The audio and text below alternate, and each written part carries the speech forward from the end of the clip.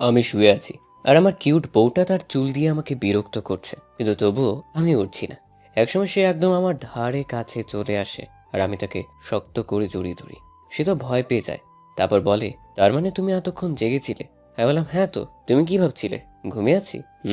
এরপর যেই না আমার বউয়ের মুখ আমার মুখের কাছে নিয়ে এসেছি, অমনি মনে হচ্ছে কেউ একজন আমার কম্বল ধরে টানছে। তাই তাড়াতাড়ি উঠে পড়ি আর দেখি আমার মা আমার কম্বল ধরে টানতেছে। আপনারাই বলেন তো কেমন লাগে? আমার এমন সুন্দর স্বপ্নটা ভেঙে দিল। আমি এমনিতেই সিঙ্গেল, কত কষ্ট করে একটা স্বপ্ন দেখছিলাম, সেটাও আমার নিজের মা ভেঙে দিল। মনটা চায় কচু গাছের ডালের লগে ঝুলতে, কিন্তু ঝুলবো না যদি ডালটা ভেঙে যায়। এবার আসুন। তাই মায়ের উপর রাগ দেখিয়ে বললাম, এই তুমি কি আমার নিজের মা? এই সকালবেলা নিজের ছেলের কম্বল নিয়ে টানাটানি করতেছো?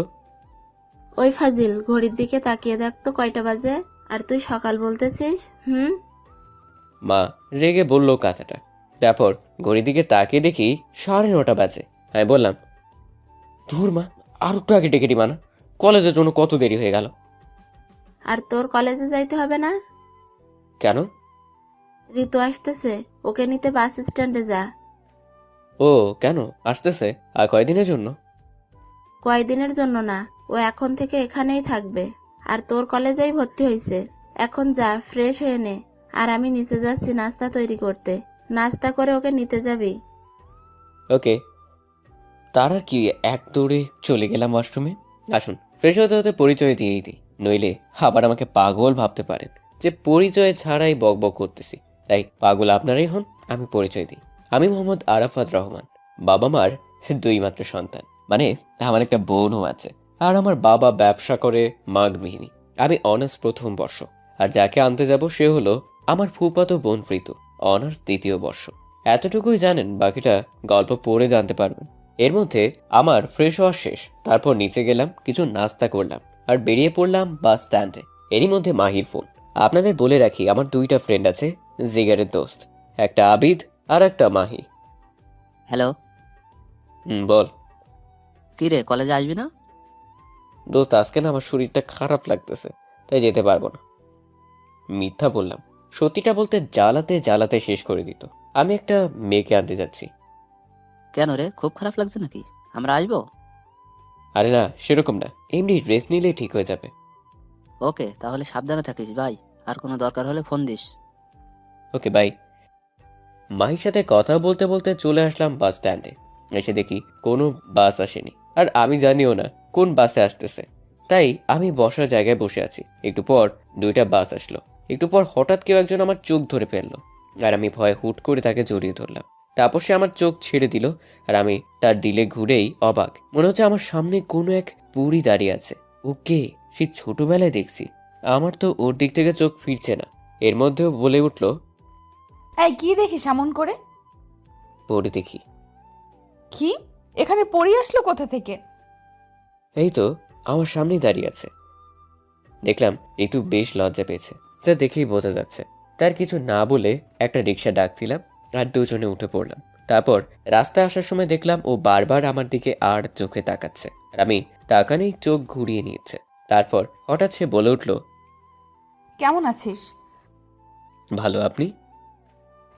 আমিও ভালো। তারপর আর কোনো কথা হয়নি আমাদের। সোজা বাসায় চলে আসলাম। এসে কলিং বেল দিতেই আম্মু সে দরজা খুলে দিল। মনে হয় দরজার পাশে দাঁড়িয়েছিল আমাদের আসার অপেক্ষায়। তারপর ঋতু সোজা আম্মাকে জড়িয়ে ধরলো আর বলল, কেমন আছো মামি? ভালো মা, তুই কেমন আছিস? ভালো। মামা কোথায়? অফিসে গেছে রে মা একটু। আমি আসছি তাও? মন খারাপ আর কান্না কান্না ভাবে বলল, মন খারাপ করিস না মা, এখনই চলে আসবে। কি একটা দরকারি কাজ আছে, তাই গেছে। হুম। তারপর মা বলল, আরাফাত, যা তো ঋতুকে ওর ঘর দেখিয়ে দে। ঋতু আপু আসেন। আমি আপু বলাতে সে রেগে বোম হয়ে গেল। মা সামনে আছে তাই আর কিছু বলতে পারল না। তারপর আমি ওনাকে ওনার ঘর দেখিয়ে দিয়ে নিজের ঘরে এলাম আর গোসল করে নিলাম। একটু পর মা এসে দুপুরে খাবারের জন্য ডেকে গেল। আমি আপুর রুমে গেলাম, দেখি সাজতেছে। তাই আমি বললাম, খাবেন না? সে বলল চল। তারপর আমরা নিচে গেলাম, দেখি আব্বু আর আম্মু বসে আছে আমাদের জন্য। ঋতু গিয়ে তো আব্বুকে জড়িয়ে ধরলো। তারপর সবাই মিলে খাওয়া দাওয়া শেষ করে যার যার ঘরে গেলাম, আর আমি ঘুমিয়ে পড়লাম। বিকেলে হঠাৎ করে ঋতু এসে ডাকতে লাগলো আর বলল, এই আরাফাত, ওঠ না, চল বাইরে থেকে ঘুরে আসি। ধুর, এই সময় আর ডাক দেন না তো, যাবো না, ঘুমাতে দেন। দাঁড়া, তোর ঘুমানো বের করতেছি। তারপর সে আমার উপর থেকে আমাকে মারতে লাগলো। এই এই কি করছেন, ছাড়েন, আমি যাবো তো যাবো। তারপর ঋতু ছেড়ে দিল আর বলল, যাবি না বলে দেখলি তো আমি কিরকম। দেখলাম তো, একদম সাতচন্নি। মনে মনে বললাম হইলে খবর করতো।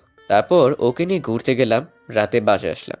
এসে খাওয়া দাওয়া করছিলাম, এমন সময় আম্মু বলল কালকে থেকে ওকে আমাদের কলেজে ভর্তি করে দিতে আর একসাথে যেতে। আমি হ্যাঁ বলে চলে আসলাম। ঘরে এসে ঘুমিয়ে পড়লাম। সকালে হঠাৎ ঘুমটা ভেঙে গেল। আমার বুকের উপর ভারী কিছু অনুভব করছি। চোখ খুলে দেখি একটা মেয়ে আমার বুকের উপর মাথা দিয়ে শুয়ে আছে। আমি তো ভয় শেষ, তাই এক লাফ দিয়ে উঠছি। তারপর দেখি ঋতু আপু আমার উপর শুয়ে আছে। এর মধ্যে আমার এরকম করা দেখে সে উঠে পড়েছে। তারপর আমি তাকে বললাম, এই আপনি আমার রুমে কেন আসছেন? আর আমার বুকের উপর মাথা দিয়ে কেন শুয়েছিলেন? জানেন মুই কত ভয় পাইছি? আহালে, বাচ্চা ছেলে ভয় পাইছে? কোথায় ভয় পাইছে দেখি তো। এই আপনি আপনার এই শয়তানি হাসি বন্ধ করেন তো। কি জন্য আসছেন তাই বলেন। কেন বাবু, আমার হাসি দেখে তোমার কষ্ট হচ্ছে নাকি রাগ হচ্ছে? এবার কিন্তু বেশি বেশি হয়ে যাচ্ছে। ওকে, এই যে দেখো চুপ করলাম। এবার খুশি? খুশি। এবার বলেন, মোর ঘরে আপনি কি করেন? একা একা ভালো লাগছিল না বুঝি? ও হ্যালো, ভালো লাগবে না কেন? আমার মোটেও ইচ্ছা নাই তোমার রুমে আসার। মামি বলল তোকে ডাক দিতে, তাই আসলাম। কলেজে ভর্তি হইতে যাব না সেই জন্য, নইলে জীবনেও তোর রুমে আসতাম না, ডাকা তো দূরের কথা। আচ্ছা বুঝলাম। তো মোর বুকে মাথা দিয়ে গিয়েছিল? আমি ছিলাম, আসলে তোকে ডাকতে এসে দেখি তুই ঘুমিয়ে আছিস, তাই আর তোর পাশে বসে ডাকতেছিলাম। কখন যে চোখ লেগে গেছিল বুঝতেই পারিনি, আর ঘুমিয়ে পড়েছিলাম, বুঝলি? বুঝলাম। বুঝলেই ভালো। তো এখন কি শুয়েই থাকবি নাকি উঠবিও? উঠতেছি, আপনি যান। ওকে, তাড়াতাড়ি আয়। হুম তারপর সে চলে যেতে লাগলো, আর আমি তার যাওয়া দেখছিলাম। হঠাৎ ফোনটা বেজে উঠল। দূর, বালের ফোনটা দিল একটা রোমান্টিক মুহূর্ত নষ্ট করে। বাল ভালো লাগে না, আর তাই রাগ নিয়ে ফোনটা ধরলাম। হ্যালো। হ্যালো, কি রে, কি খবর তোর? মাহি বলল তোর নাকি শরীর খারাপ, তো এখন কেমন আছিস? আগেই বলেছি, মাহিয়ার আবিদ আমার জিগারের দোস্ত। সেরকম কিছু না, এমনি এখন ভালো আছি। ও ভালো, তো আজ থেকে কলেজে আসবি? যাব। ওকে আই, দেখা হবে কলেজে, বাই। Okay bye. তারপর ফোনটা কেটে দিলাম আর ওয়াশরুমে চলে গেলাম ফ্রেশ হয়ে এসে রেডি হয়ে নিলাম।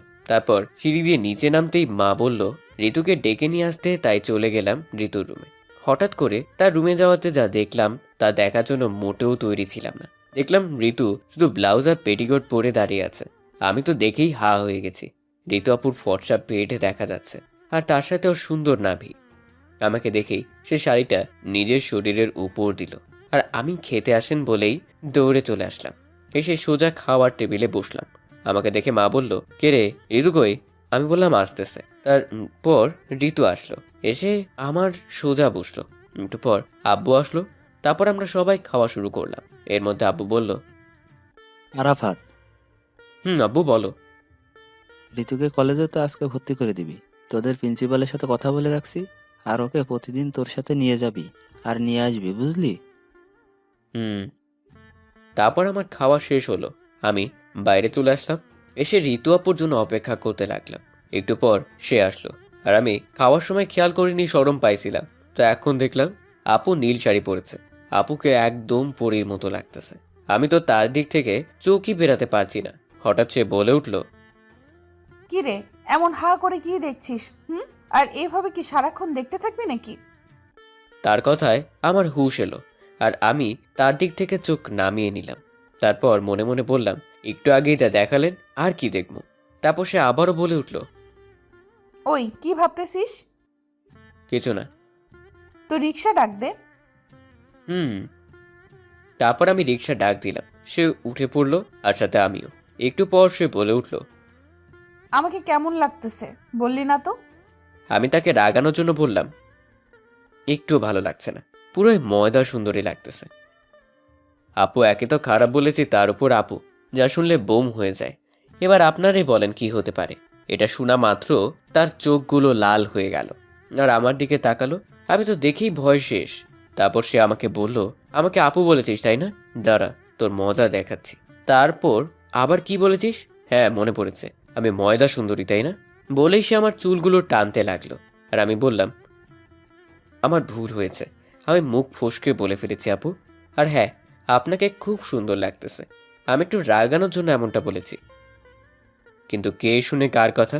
একসময় আর না পেরে তার চুল ধরে তার মুখটা আমার মুখের সামনে আনলাম। তারপর 4 ঠোঁট এক করে দিলাম। এমনটা হওয়ায় সে পাথরের মতো হয়ে গেল। টানা 5 মিনিট পর তাকে ছেড়ে দিলাম। তারপর কেউ আর কারো দিকে তাকাচ্ছি না, আর কথাও হয়নি। এভাবে কলেজে চলে আসলাম। এসেই চলে গেলাম প্রিন্সিপালের রুমে, কারণ ঋতুকে তো ভর্তি করাতে হবে। স্যারের রুমের সামনে এসে, স্যার আসতে পারি? আরে আরাফাত যে, আসো আসো, ভিতরে আসো, বসো। ধন্যবাদ স্যার। তুমি কি ঋতু? জি স্যার, আমি ঋতু। তোমার মামার সাথে একটু আগেই কথা হয়েছে। ও, তো মামা কি বললেন? বললেন ভর্তি করে নিতে। তো তুমি কি তোমার সব কাগজপত্র নিয়ে এসেছো? স্যার, এই নেন। তারপর স্যার সব কাগজ দেখলো আর বলল, রেজাল্ট তো ভালোই। তারপর তাকে ভর্তি করে নিল আর আমাকে বলল ক্লাসটা দেখিয়ে দিতে। জি স্যার, এখন তাহলে আসি। আসো। আর হ্যাঁ, দুজনকেই বলছি, মন দিয়ে পড়াশোনা করো, okay? Okay sir. Okay sir. Good, এখন আসতে পারো। তারপর আমরা ওখান থেকে চলে আসলাম আর ঋতুকে ওর ক্লাসে দিয়ে আসলাম। আর আমি আমাদের পছন্দের জায়গায় গাছতলায় চলে আসলাম। এসে দেখি মাহি আর আবিদ বসে আড্ডা দিচ্ছে। আমিও গেলাম আর বললাম, কেমন আছিস রে তোরা? আমরা আর কেমন থাকবো, যেমন ছিলাম তেমনই। কিন্তু তুই তো মনে হয় ভাবিকে নিয়ে খুব ভালো আছিস, তাই না? মানে, তোর কটা ঠিক বুঝলাম না। না বোঝার তো কিছু নাই। তুই যে একটা মেয়ের সাথে এক রিক্সায় কলেজে আসলি, মেয়েটা কে? আরে ওটা তো আমার। মাহি আর আবিদ একসাথে বলল। কি? কি? বল বল, বল কে? বল, জিএফ কে? পাই আমাদের ভুলে যে গেলি? পাইয়ে আমাদের ভুলে গেলি হুম? তারপর তাদের আচ্ছা মতো পিটালাম আর বললাম, ওটা আমার ফুফাতো বোন, আমাদের কলেজে চান্স পাইছে তাই এখানেই ভর্তি হয়েছে, আর পড়বে, বুঝলি? বুঝলাম। গুড। এর মধ্যে হঠাৎ ক্লাসের ঘন্টা পড়ে গেল আর আমি বললাম, চল, ঘন্টা পড়েছে, ক্লাসে যাই। চল। তারপর সবাই মিলে ক্লাসে চলে গেলাম। ক্লাস করলাম। আমরা আবার ভালো ছেলে, 2টার বেশি ক্লাস করি না, তাই 2টা ক্লাস করে আবারও গাছতলায় চলে আসলাম। একটু পর দেখি আপু আসলো, সাথে কয়েকটা মেয়ে, হয়তো নতুন বন্ধু বানাইছে। তারপর আমাদের কাছে এসে বলল, কিরে ক্লাস বাদ দিয়ে এখানে কি? তারপর আমরা পিছনে তাকালাম আর আবিদ বলল, এটাই ভাবি না? তাই তো মনে হচ্ছে। চুপ শালা, মুখ বন্ধ করে রাখতে পারিস না? তারপর ওরা চুপ হয়ে গেল আর আমি আপুকে বললাম, এমনি ভালো লাগছে না, তাই আর ক্লাস করিনি। ও, তো আপনি এখানে? আমারও। চল বাসায় যাই। আমি আর কিছু না বলে চলে আসলাম। আসার সময় শুনতে পেলাম, মানে ওরা বলল খাওয়াতে, কিন্তু একদিন হবেই, তোর মনে রাখিস আরাফাত। তারপর আমরা বাসায় চলে আসলাম। এসে দরজায় কলিং বেল দিতেই আম্মু এসে দরজা খুলে দিল আর ঋতু যা করলো আর বলল আম্মুকে, আমি তো অবাক হয়ে গেলাম। মামি জানো, তোমার ছেলে না খুব খারাপ। কেন রে মা, কি করেছে ওই বান্দরটা? জানো মামি, আমরা যখন আসছিলাম বাড়িতে, হঠাৎ তোমার ছেলে বলল, তুই দাঁড়া আমি আসতেছি, বলে একটা দোকানে গেল আর এক প্যাকেট সিগারেট নিয়ে আসলো, সাথে একটা খেতে খেতে। আমি কত বারণ করলাম কিন্তু শুনলো না। তারপর আমি তার থেকে সিগারেটটা ফেলে দিছি, সে ডাক দেখি আমাকে থাপ্পড় দিছে। আমি তো এটা শুনে মনে হয় আকাশ থেকে পড়লাম। তারপর আমি ঋতুর দিকে তাকালাম, দেখছি হাসতেছে। আমার তো সেই রাগ উঠলো, ইচ্ছে করছে মেরে একেবারে শেষ করে দিই। কত বড় মিথ্যা কথা বললো আম্মুর সামনে। তারপর আম্মুর দিকে তাকালাম আর সাথে সাথে ঠাস ঠাস করে 2টা পড়লো আমার গালে। আর আম্মু তো রেগে আগুন। আম্মু তখন আমাকে বলল, এই শিক্ষা দিছি তোকে? এই শিক্ষা দিছি যে রাস্তাঘাটে সিগারেট খাবি? পুরাই রেগে মেগে কথাটা বললো আম্মু। আমি কখন ভালো ছেলের মতো কান্না কান্না ভাবে বললাম, বিশ্বাস করো আম্মু, আমি সিগারেট খাইনি।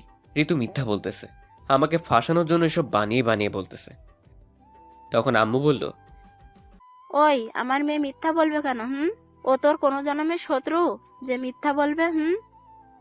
এরই মধ্যে ঋতু বলে উঠল, থাক মামি, ছেড়ে দাও, আর কিছু বলো না, আমি অনেক বকেছি। তখন আম্মু বলল, আমার মেয়ে বললো বলে তোকে ছেড়ে দিলাম, নয়তো।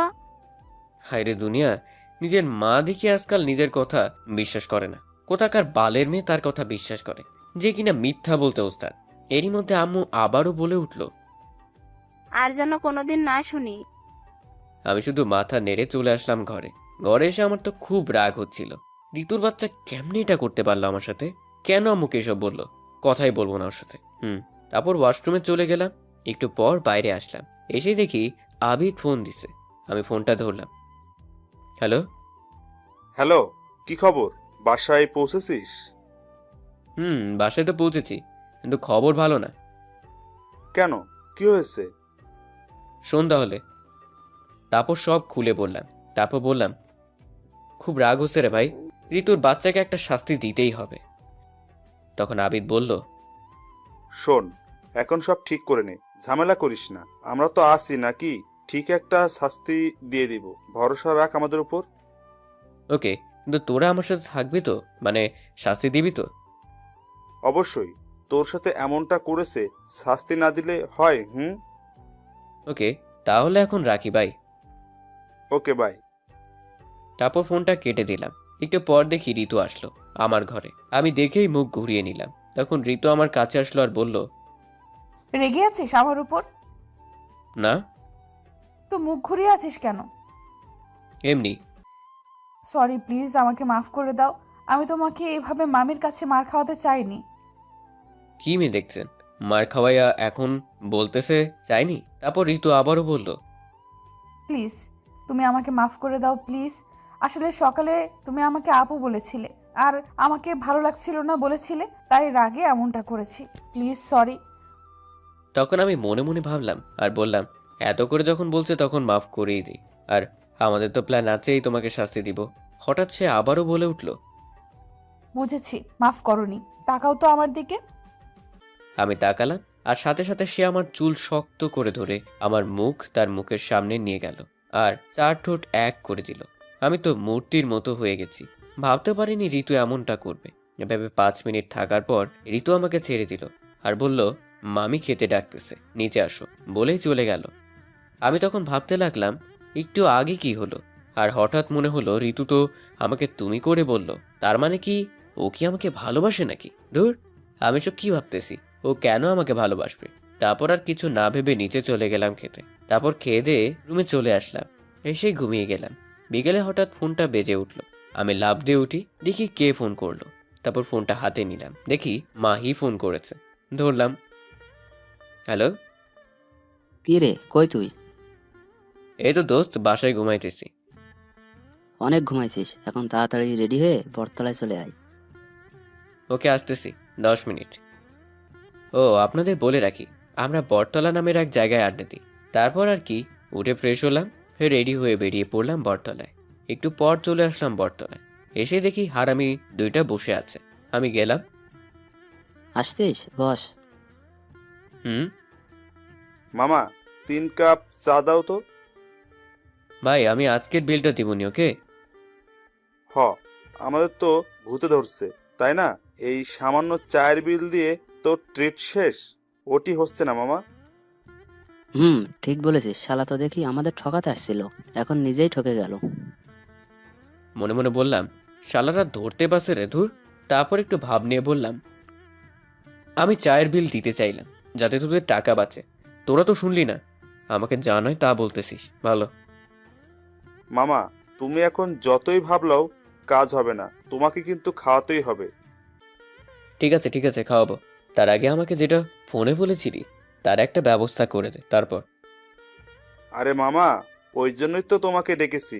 আমার কাছে একটা দারুণ প্ল্যান আছে। তো বল ভাই, কি প্ল্যান? আরে দাঁড়াও, বলতেছি। তার আগে বল, ঋতু আপু কি তোকে পছন্দ করে, মানে কেয়ার করে? হুম। শোনো তাহলে, আমরা 3জন তো শুধু জানি মাহির জিএফ আছে, আর তো কেউ জানে না, তাই না? হ্যাঁ, মাহির একটা জিএফ আছে, এটা শুধু আমরা 3জন জানি। আবিদের এই কথা শুনে মাহি কাশতে লাগলো। আরে ওরে কেউ পানি দে। তো ওর জিএফকে কিছুদিন তোর নিজের জিএফ বানিয়ে ঋতুর সামনে অভিনয় করবি, তাহলে দেখবি সে জ্বলতেছে, আর এভাবেই তাকে শাস্তি দিতে পারবি। কেমন লাগলো বল আইডিয়াটা? ঠিকই বলেছিস। বালের ঠিক বলেছিস, আর বালের আইডিয়া। আমি আমার জিএফ তোরে দিব না। দে না প্লিজ দোস্ত, আমি তো আর একেবারের জন্য নিচ্ছি না, কয়েকদিনের জন্য আর শুধু তো অভিনয় করব। আরাফাত তো ঠিকই বলেছে। তুই আর একটা কথাও বলবি না, শালা তোর জন্য এসব হলো। তারপর অনেক বুঝিয়ে মাহিকে রাজি করালাম এবং বলে আসলাম কালকেও জিএফকে নিয়ে আসতে কলেজে। তারপর বাসায় চলে আসলাম, এসে খেয়ে দিয়ে ঘুমিয়ে পড়লাম। আপুর সাথে একটা কথাও বলিনি, শুধু মনে মনে বলতেছি কালকে থেকে তোমার হবে। সকালে ঘুম থেকে উঠে তাড়াতাড়ি কলেজে গেলাম, কারণ মাহির জিএফকে সব বুঝিয়ে দিতে হবে। তারপর কলেজে গেলাম, দেখলাম ওরাও চলে আসছে। তারপর মাহির জিএফের সাথে কথা বলে সব বুঝিয়ে দিলাম। আর হ্যাঁ, মাহি সব বলে রাখছে, তাই বেশি কিছু করতে হয়নি। একটু পর আমরা গাছতলায় বসে আছি, মাহির জিএফ আমার পাশে। তখন দেখলাম আপু আসতেছে, তাই আবিদ আর মাহি চলে গেল। আমি আর মাহি জিএফ হাত ধরে বসে রইলাম। আমাদের এরকম অবস্থায় আপু দেখে আমাদের কাছে আসলো, আর যা করলো আমি তো ভাবতেও পারিনি। আপনারা কি ভাবছেন আমাকে দিছে? আরে না, মাহির জিএফকে দিয়েছে। আমি ভালো ছেলে বুঝলেন, সেটা আপু জানি, তাই মুইকে দেয়নি এমন একটা ভিটামিন। তারপর আপু বলতে লাগলো, ওই মেয়ে কলেজে কি এসব করতে আসো? হ্যাঁ, পড়াশোনা বাদ দিয়ে একটা ছেলের সাথে গাছতলায় বসে প্রেম চলতেছে। সরি আপু। আর কিছু বলতে পারলো না, তার আগেই ঠাস করে আর একটা দিয়েছে আপু। আরে বেচারি নাটক করতে এসে ভিটামিন খাচ্ছে, আর তাকে থামিয়ে দিয়ে আবারও আপু বলল, কোনো সরি না, আর যেন কখনো এইসব না দেখি, বোঝা গেছে?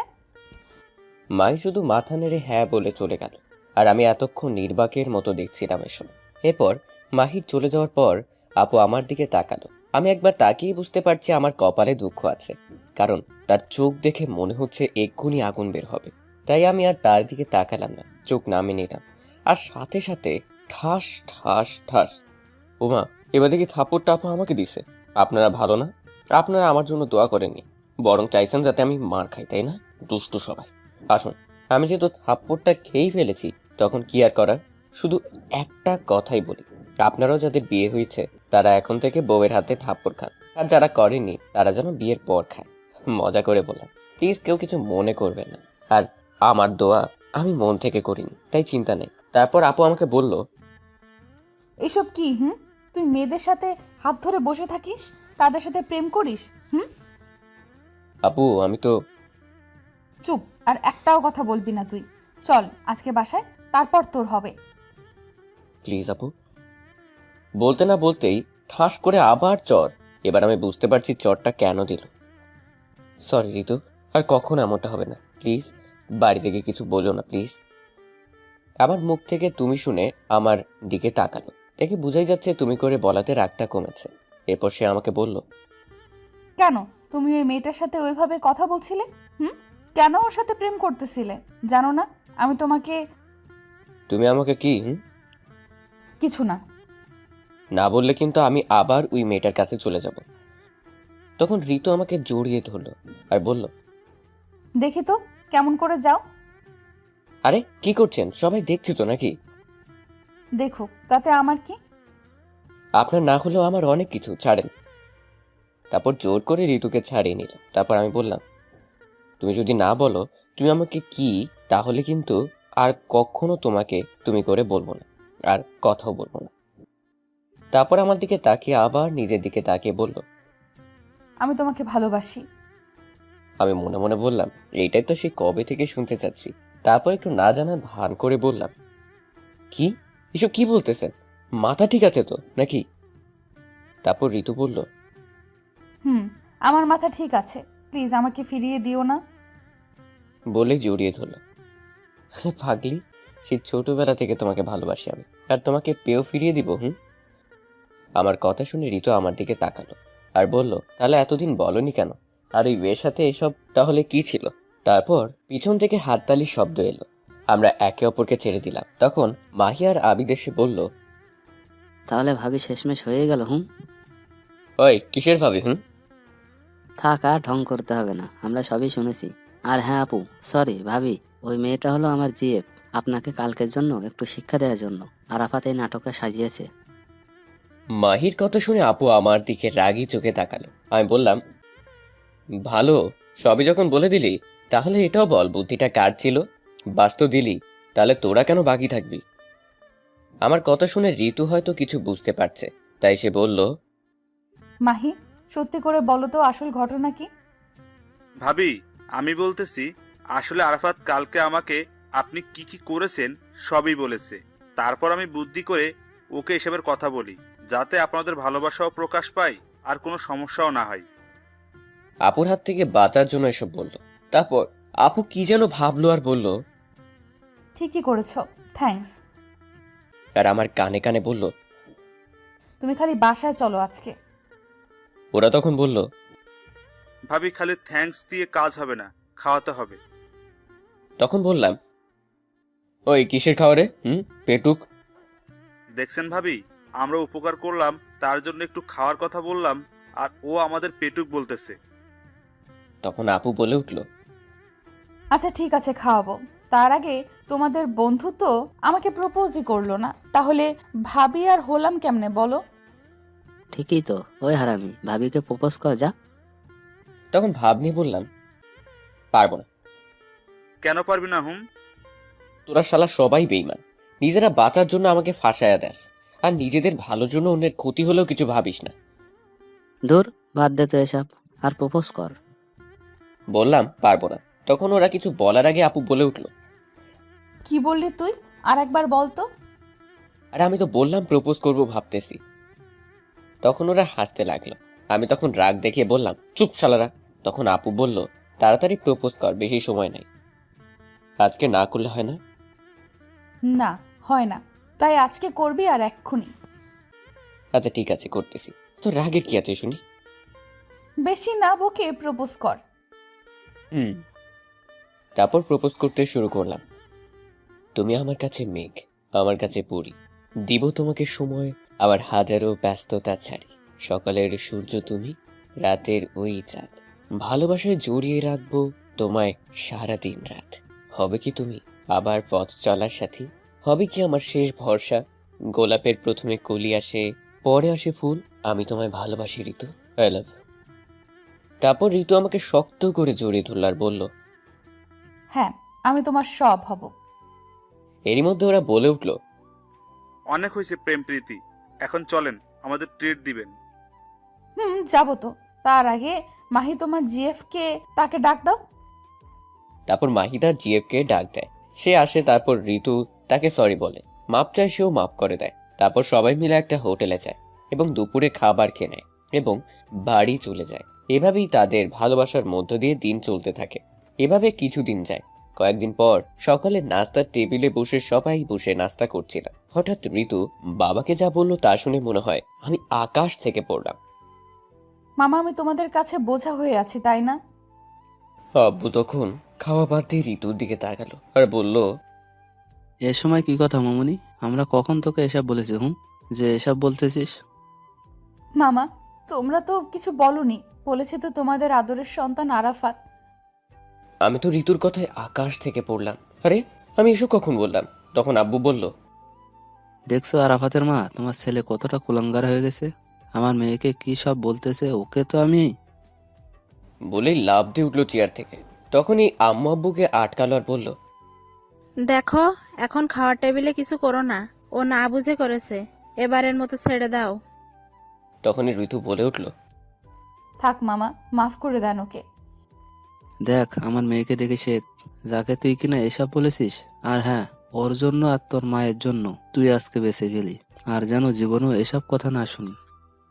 আমি তো ভয় শেষ, তাই শুধু বলে মাথা নাড়ালাম। কারণ আমি বুঝতে পারছি যে আমি যাই বলি না কেন কেউ বিশ্বাস করবে না।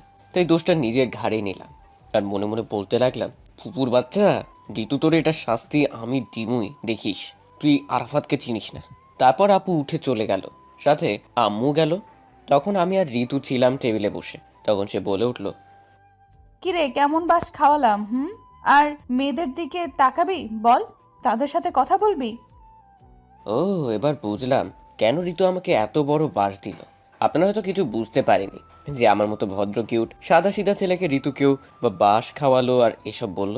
আসুন একটু অতীত থেকে ঘুরে আসি। অতীত কয়েকদিন আগের কথা। আমি মাহি আর আবিদ কলেজে গাছতলায় বসে আড্ডা দিচ্ছি। হঠাৎ করে মেঘলা ফোন করে। হো, আপনাদের তো বলাই হয়নি, মাহির জিএফের নাম মেঘলা আক্তার। আমরা ভালোবেসে মেঘলা বলে ডাকি। টুকু মাহি ভালোবেসে মেঘলা বলে ডাকে, তাই আমরাও ডাকি। আমরা জিগারের দোস্ত কিনা। তারপর মাহি ফোনটা ধরে তখন মেঘলা বলে, কোথায় আছো তুমি? এই তো শোনা, আরাফাত আর আবিরের সাথে কলেজের সেই গাছতলায় বসে আছি। কেন, কি হয়েছে? আসলে আমি না একটু শপিং করতে যাব, তুমি কি আসতে পারবে প্লিজ? আচ্ছা ঠিক আছে, কোথায় আসতে হবে বলো, আমি আসতেছি। Thank you Babu. বিগ বাজার মলে চলে আসো। ওকে শোনা, আসতেছি, বাই। বাই, তাড়াতাড়ি আসো কিন্তু। ওকে। তারপর মাহি ফোনটা কেটে দেয়। আর আমরা তাদের দেওয়া দেখেই বুঝতে পারছি কে ফোন দিয়েছে। তাই আমি বললাম, কিরে মেঘলা কোথায় যেতে বললো? দোস্ত তুই কিভাবে বুঝলি মেঘলা ফোন দিছিল? শোন, তোর থেকে আমার বুদ্ধি একটু বেশি, বুঝলি? আর তোরা যে শুরু করেছিস সবাই বুঝতে পারবে। যাই হোক, কোথায় আর কেন যেতে বললো তাই বল। আসলে মেঘলা একটু শপিং করতে যাবে, তাই বিগ বাজারে যেতে বললো। ঠিক আছে, যা যা। রাগ করিস না প্লিজ, বুঝতেই তো পারছিস। ঠিক আছে, যা। তারপর মাহি চলে গেল। তখন আবিদ বলল, মাহি তো চলে গেল ওর জিএফ এর কাছে, তো আমরা এখানে থেকে আর কি করব? চল কোথাও থেকে ঘুরে আসি, সাথে মেয়ে দেখাও হবে নি নতুন নতুন। ঋতু জানতে পারলে আমার খবর করে দিবে। আরে ধুর, ও কেমনে জানবে? আমরা তো দুজনেই যাব। ওকে, চল তাহলে। তারপর আমি আর আবিদ বাইক নিয়ে চলে গেলাম একটা মলে। হ্যাঁ, আপনাদের একটা কথা বলে রাখি, আমি এরই মধ্যে নতুন বাইক কিনেছি। তারপর আমরা মলে কয়েক পাক দিয়ে মলেরই একটা রেস্টুরেন্টে এসে বসলাম। তারপর কফি খেতে লাগলাম। একটু পর আবিদের একটা ফোন আসে আর সে উঠে চলে যায়। তখন আমি বসে আছি একা। হঠাৎ একটা মেয়ে এসে আমাকে আরাফাত বলেই জড়িয়ে ধরলো। আমি তো পাথর হয়ে গেলাম। তারপর তাকে ছাড়িয়ে দিলাম আর বললাম, কে আপনি? আরে শাকিলা, তুই কোথা থেকে? চিনতে পারছিস তাহলে? কি যে বলিস, তোরে চিনবো না কেন? তাও ঠিক, আমরা তো একসাথেই পড়ছি, তাই না? এবার বল, তুই এখানে? হুম, আসলে তুই তো জানিস আমার বিয়ে হয়েছে আর আমি ঢাকায় থাকি। আর কয়েকদিন পর আমার এক বন্ধুর বিয়ে, তাই এখানে এসেছি। ও ভালো। আচ্ছা, তোর নাম্বারটা দে তো। এই নে, 019331956। দুইটা দিলাম না, আপনারা হয়তো আমাকে জ্বালাতন করবেন। তারপর আমি আর শাকিলা কিছুক্ষণ হেসে হেসে কথা বললাম। আমি হঠাৎ খেয়াল করলাম কেউ একজন শাকিলা আমাকে জড়িয়ে ধরার পর থেকে আমার দিকে তাকিয়ে আছে। আমি তার দিকে তাকিয়েই তো অবাক। আরে এটা তো ঋতু। এখন আমার কি হবে আল্লাহ জানে। এরই মধ্যে শাকিলা বলে উঠল, আজকে আসি রে, বাই। ভাই। তারপর সে চলে গেল আর আমি দাঁড়িয়ে রইলাম। তারপর ঋতু আমার কাছে আসলো। আমি বললাম, ঋতু তুমি যা ভাবছো আর বলতে পারলাম না। ঠাস ঠাস করে দিল আর বলল, তুই এতটা খারাপ একটা মেয়েকে জড়িয়ে ধরেছিস? ছি। তারপর সে চলে গেল। এরই মধ্যে আবিদ এসে বলল, বন্ধু কিছু মনে করিস না, আমি শাকিলার আসার পর থেকে এখন পর্যন্ত সবই দেখছি, চিন্তা নাই, সব ঠিক হয়ে যাবে।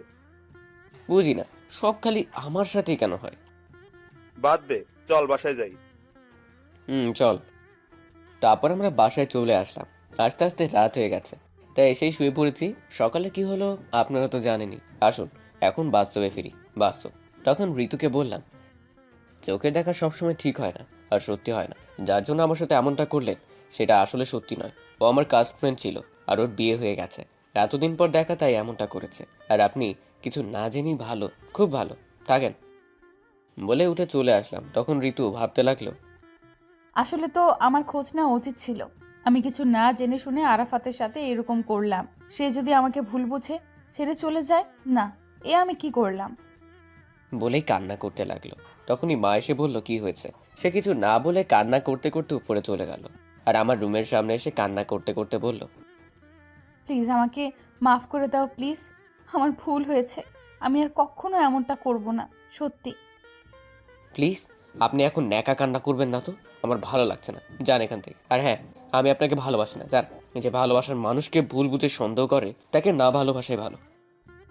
প্লিজ আরাফাত, তুমি এসব বলো না। তুমি এসব বললে আমি কিন্তু সুইসাইড করব। যা খুশি করেন জানতো, আমি আপনাকে আর দেখতেও চাই না। আচ্ছা ঠিক আছে, ভালো থেকো, বাই। আমি তোমাকে সন্দেহ করি তো, আসলে আমি তোমাকে ভালোবাসি, তাই আমি এমনটা করি। আর হ্যাঁ, তুমি যেহেতু কখনো আমার এই মুখ দেখতে না চাও, আমি ওর দেখাবো না, বাই। তারপর ঋতু দৌড়ে নিচে চলে গেল আর টেবিলের উপর থেকে ফল কাটার ছুরি দিয়ে নিজের হাত কেটে ফেললো।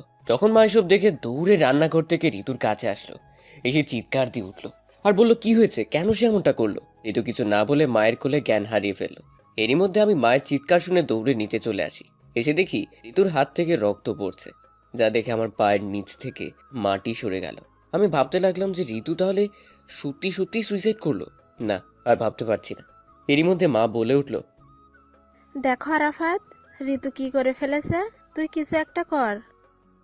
মা তুমি কান্না করো না, আমি এক্ষুনি ওকে হাসপাতালে নিয়ে যাচ্ছি।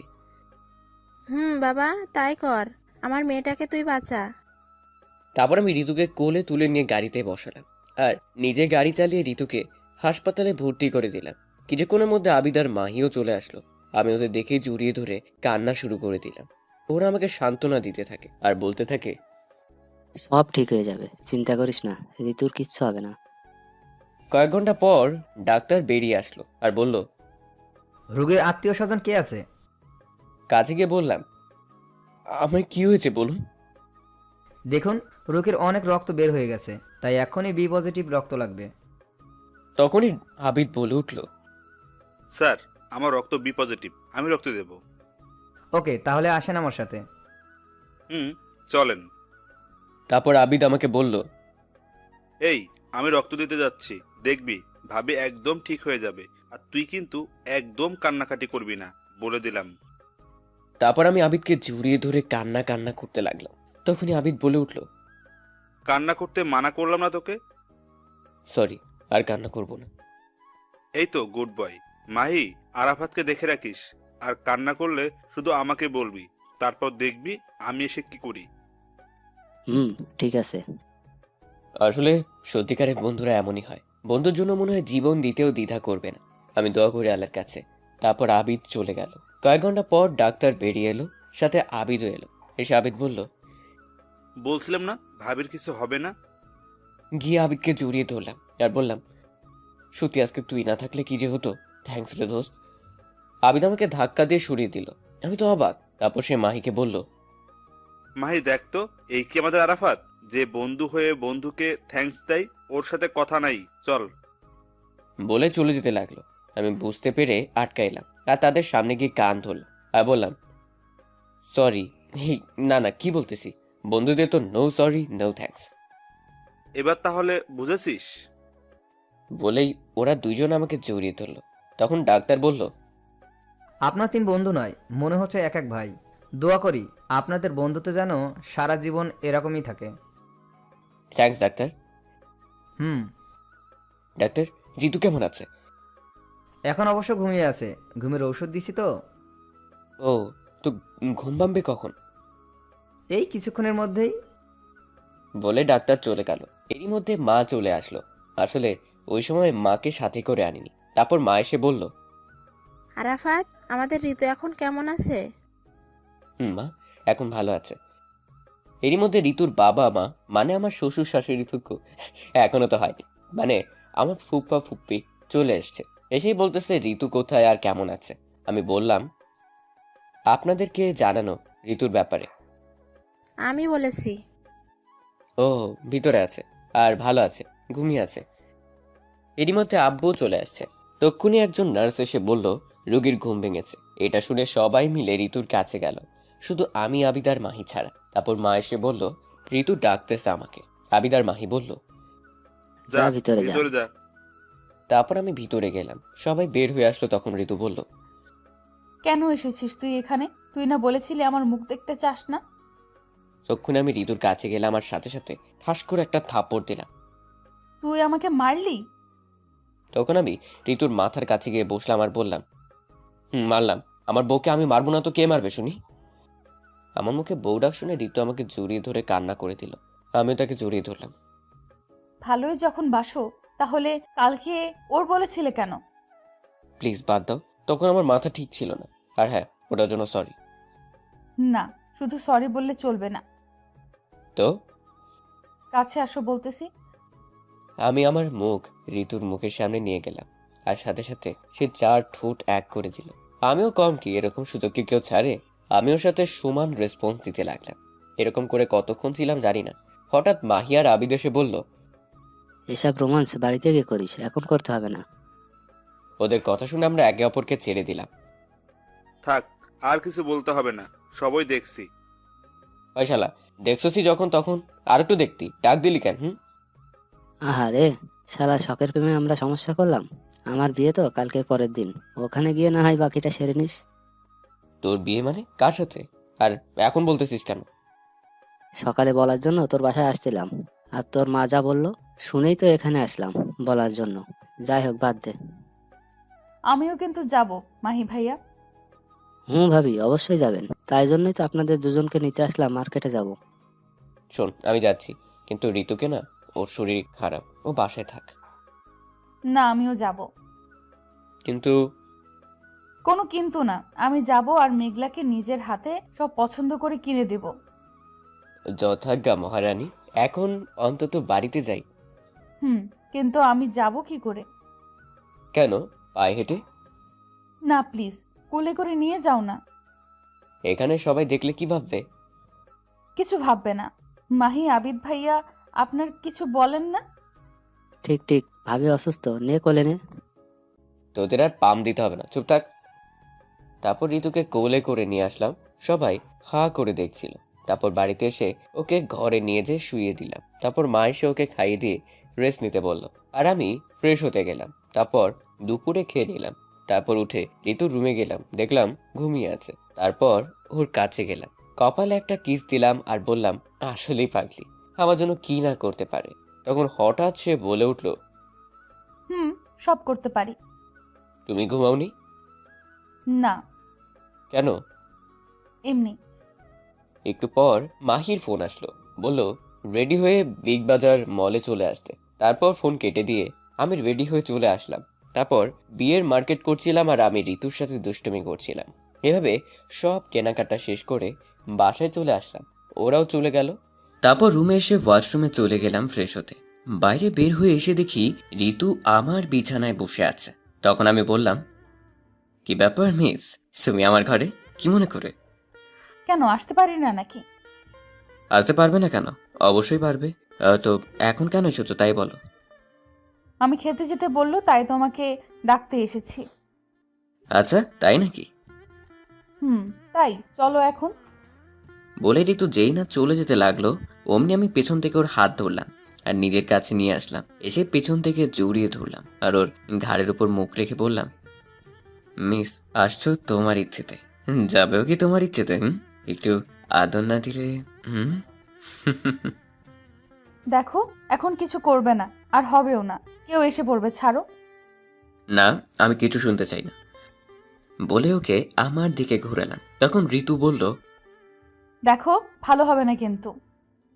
আর বলতে দিলাম না, তার আগেই 4 ঠোঁট এক করে দিলাম। এভাবে 5 মিনিট ছিলাম। হঠাৎ ছোট বোন এসে বলল, আমার ছোট বোনের নাম সুইটি। হায় রে প্রেম রে, একজনকে বললো আরেকজনকে ডাক দিতে, সে ডাকতে এসে নিজেই প্রেম করতে ব্যস্ত। সুইটির কথা শুনে আমরা একে অপরকে ছেড়ে দিলাম। তারপর আমি বললাম, আসলে সুইটি, তুই যা ভাবছিস তা না, ওর চোখে কি যেন পড়েছিল, তাই আমি। থাক, আর কিছু বলতে হবে না, আমি সবই দেখছি, নিচে আয়। বলেই চলে গেল। ধুর, এই সুইটি আসার আর সময় পেল না। বলেছিলামই কেউ চলে আসবে, কিন্তু কে শুনে কার কথা? হয়েছে, আর বলতে হবে না, নিচে চলো। এখন তো নিচে যাবেই। বাস যা খাওয়াইলা, নিচে যাবা না? আমি বাস না, দাঁড়াও, দেখাচ্ছি মজা। বলে ঋতুকে ধরতে গেলাম, ও দৌড়ে চলে গেল, সাথে আমিও গেলাম। তারপর খাওয়ার টেবিলে আমরা সোজাসুজি বসলাম। আমাদের দেখে সুইটি খালি হাসতেছে। আমি ওর কানে কানে বললাম, চুপ, এত হাসিস কেন? ঘরের ভেতরের ঘটনা কি বলে দেব? ভয় দেখাচ্ছিস আমাকে? বোন, তোর পায়ে ধরি, কিচ্ছু বলিস না। চকলেট দিমুনি? ওকে, মনে থাকে জানো। অবশ্যই। তারপর আমরা খেতে লাগলাম সবাই মিলে, আর আমি ঋতুর পায়ে সুড়সুড়ি দিচ্ছি। ও খেতে পারতেছে না। এরই মধ্যে মা হঠাৎ বলে উঠল, আরাফাত শোন, মা বলো। বলছিলাম কি, ঋতু তো বড় হয়েছে, তো আমরা সবাই মিলে ঠিক করছি ওরে বিয়ে দিব। তুই কি বলিস? মায়ের এই কথা শুনে আমি মনে হয় আকাশ থেকে পড়লাম। তখন আমি ঋতুর দিকে তাকালাম, দেখি সেও আমার দিকে তাকিয়ে আছে। এরই মধ্যে মা আবারও বলে উঠল, কি রে বল? মা এত তাড়াতাড়ি ওর বিয়ে দিবা? আরো পরে দাও, আগেও পড়াশোনা শেষ করুক। ছেলেটা খুব ভালো, আর ছেলের বাবা মা বলেছে বিয়ের পরও তাকে পড়াবে। এইদিকে এইসব শুনে আমার বুকে ব্যথা অনুভব করলাম, তাই আর বেশি কিছু না বলে শুধু বললাম, যা ভালো হয় করো। বলেই ঘরে চলে আসলাম। তখন মা বলল, এটা কি হলো? ও ঘরে গেল কেন? থাক, বাদ দাও তো মা, যে চাই যাক, তুমি বিয়ের কথা বলো। কিন্তু তাও। বাদ দাও না মামি, এসব বিয়ের কথা পরে না হয় দিও, আরাফাত যখন অমত দিচ্ছে। না ঋতু, তাদের ইচ্ছে তোকে তাদের ছেলের বউ বানাবে। তারপর তারা একটু কথা বলে খাবার শেষ করলো। তারপর ঋতু আমার রুমে আসলো। হঠাৎ চলে আসলে যে? কেন আসছি জানো না? কিন্তু সবাই কি ভাববে? বারে বারে এইদিকে আমার ভালোবাসার মানুষকে আমি হারাতে চলেছি, আর তুমিই ভাবতেছো কে কি ভাবলো। এতটা ভালোবাসো আমাকে? আর কিছু না বলেই ঋতুকে জড়িয়ে ধরলাম আর বললাম, আমি তোমাকে ছাড়া বাঁচবো না। আমি তো ঠিক আছে, আমরা মাহির বিয়ে হয়ে গেলে আমাদের ভালোবাসার কথা বলবো সবাইকে, ঠিক আছে? তারপর হঠাৎ মাহির ফোন আসলো। আমি ধরলাম। সে বলল, সকাল সকাল চলে আসিস, কিন্তু অনেক কাজ আছে। ওকে। তারপর ফোন কেটে দিয়ে ঋতু ওর ঘরে গেল। আমি শুয়ে পড়লাম আর ভাবতে লাগলাম, আমি কি সত্যিই ঋতুকে হারিয়ে ফেলবো? তারপর কখন যে ঘুমিয়ে গেছি মনে নেই। সকালে ফোন বাজতেছে, আমি ঘুম চোখে নাম না দেখেই ধরলাম। হ্যালো। ওই শালা, কিসের হ্যালো হুম? কই তুই? এই তো বাড়িতে। কেন, কি হয়েছে? কেন, কি হয়েছে? দেখ তো কয়টা বাজে, তোকে কখন আসতে বলেছি? তখন ঘড়ির দিকে তাকিয়ে দেখি 7টা বাজে। তারপর আমি বললাম, 5 মিনিট আসছি বন্ধু, দাঁড়া। তারপর ফোন কেটে দিয়ে কোনো রকম ফ্রেশ হয়ে চলে গেলাম মাহির বাসায়। তারপর থেকে শুরু হলো কাজ আর কাজ। হঠাৎ ফোন আসলো, দেখি ঋতু ফোন দিয়েছে। হ্যালো। খাইছো দুপুরে? না, এখন খাবো কেন? সময় হোক, খাবনি। তুমি খাইছো? সময় আবার কখন হবে? দেখো তো কয়টা বাজে। ঘড়িতে দেখি 3টা বাজছে। হায় হায়, কাজের ঠেলা খেয়ালই নাই যে কয়টা বাজে। তারপর সে বলল, তাড়াতাড়ি খেয়ে নাও। আর শোনো। বলো। সন্ধ্যায় তাড়াতাড়ি রেডি হয়ে থেকো, আমি নিতে যাবনি। ওকে। তারপর ফোন কেটে দিলাম। আবারও কাজে মন দিলাম, খাওয়ার কথা মনেই নাই। এভাবে সন্ধ্যা হয়ে গেল। আমি ঋতুকে নিতে গেলাম। ঋতুর রুমে গেলাম, গিয়ে দেখলাম সে একটা নীল শাড়ি পরে আছে। মনে হচ্ছে একটা পরী বসে আছে আমার সামনে। তারপর সে চোখে কাজল দিল, মেকআপ করেনি, এমনিতেই যে সুন্দর। তারপর সে ঠোঁটে লিপস্টিক দিতে লাগলো। আমি বললাম, এটা দিও না। তুমি কখন আসলে? একটু আগে। আর হ্যাঁ, ওটা দিও না, আমার ওসব পছন্দ না। ওকে। তারপর ঋতুকে নিয়ে চলে গেলাম মাহির বাসায়। তারপর সবাই মিলে আনন্দ করে গায়ে হলুদের অনুষ্ঠান শুরু হলো। আর আমরা মানে আমি আর আবিদ শুধু মেয়েদের সাথে টাঙ্কি মারতে লাগলাম। হঠাৎ দেখি ঋতু আমাকে ধরে নিয়ে একটা ঘরে গেল। তখন আবিদ বলল, আজকে তুই শেষ। তখন তাকিয়ে দেখি ঋতুর চোখ দিয়ে আগুন বের হচ্ছে রাগে। কি হয়েছে, এভাবে ঘরে আনলে কেন? কেন আসছি জানিস না তুই? না বললে কেমনে জানবো? মেয়ে দেখলেই টাঙ্কি মারতে ইচ্ছে করে, তাই না? ওকে, তোর টাঙ্কি মারা বের করব। সরি, আসলে। কোনো সরি না, তারা তুই। বলেই সে একটা লাঠি দেখতে পেল আর হাতে নিয়ে বলল, এবার কি হবে বল? তুমি আমাকে মেরো না প্লিজ, আমার কিছু হলে তোমারই কষ্ট হবে না। হোক। আচ্ছা সরি, আর জীবনেও এমনটা করবো না, প্রমিস। ঠিক তো? 100% ঠিক। ওকে। তাহলে লাঠি ফেলে দাও আর বাইরে চলো। ওকে। তারপর আমরা বাইরে চলে আসলাম। বন্ধু, কি হলো এতক্ষণ? কিছু না। আমি তো জানি। তাহলে চুপ থাকো। এভাবে গায়ে হলুদের অনুষ্ঠান শেষ হলো। রাতে আমরা বাড়ি ফিরলাম। মাহি আসতে দিবে না তাও জোর করে আসলাম। ঋতুর ভালো লাগছে না তাই। বাড়িতে এসে ঋতু ওর ঘরে গেল, আমিও আমার ঘরে গেলাম। তারপর ঘুমিয়ে পড়লাম। সকালে তাড়াতাড়ি উঠলাম কারণ আজকে মাহির বিয়ে। তারপর আমি চলে গেলাম মাহির বিয়েতে, আর বাড়িতে বলে গেলাম তাড়াতাড়ি যেতে। আর ঋতু বলল ও মেঘলার বাসায় যাবে। আমি মাহির বাসায় এসে সব কাজ করলাম। তারপরে ওকে গোসল করিয়ে সবাই মিলে বের হলাম বিয়ের উদ্দেশ্যে। একটু পর আমরা সবাই চলে আসলাম মেঘলাদের বাড়িতে। তারপর গেটে কয়েকজন মেয়ে দাঁড়িয়ে আছে। মাহি ওদের দেখেই আমাকে বলল, ভাই তুই একটু সব ম্যানেজ করিস। ওকে, চিন্তা নাই। তারপর আমরা ওদের কাছে গেলাম। তখন সবাই বলে উঠল, আসেন দুলা ভাই আসেন, শরবত খান। সে না হয় বর শরবত খাবে, কিন্তু আপনাদের তো চিনলাম না। ওদের মধ্যে একজন বলল, আমি সুলতানা সাদিয়া, মেয়ের ছোট বোন। আর এ হলো আমার খালাতো বোন আরিফা। এ হলো আমার চাচাতো বোন রিমা। এভাবে পরিচয় করিয়ে দিল।